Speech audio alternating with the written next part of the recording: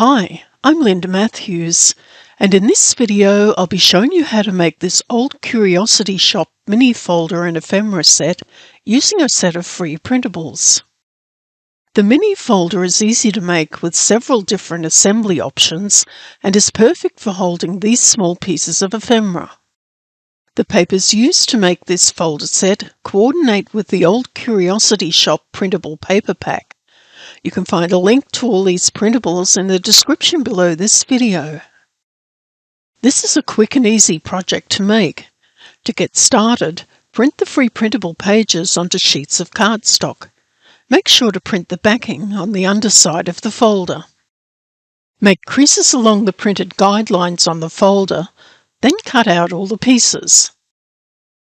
There are lots of different pieces, including different shapes and sizes of cards and tags, as well as tickets, stamps and labels.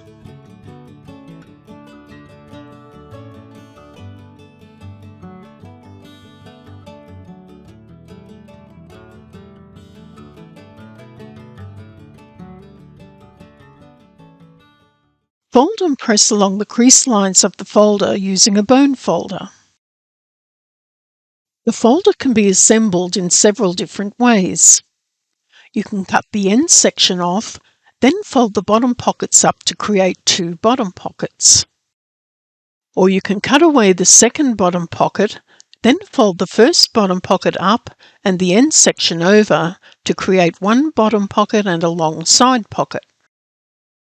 Or you can fold the bottom pockets up and fold the end section over the front cover to create a closure.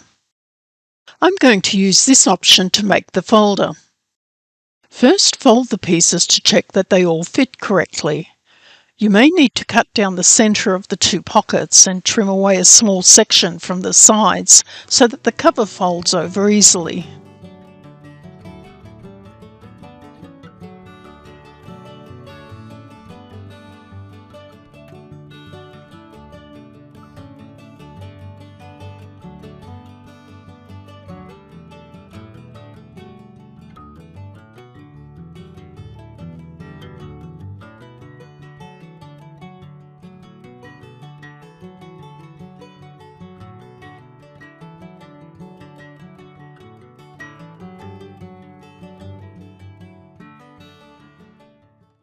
To attach the bottom pockets, apply a narrow line of glue or a thin piece of double-sided tape to each side of the pockets.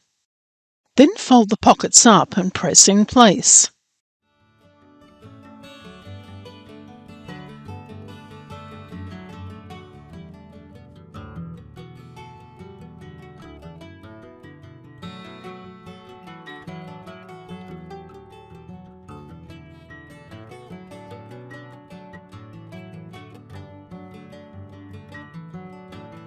You could use a piece of ribbon or lace as a tie closure, but I'm going to use this label.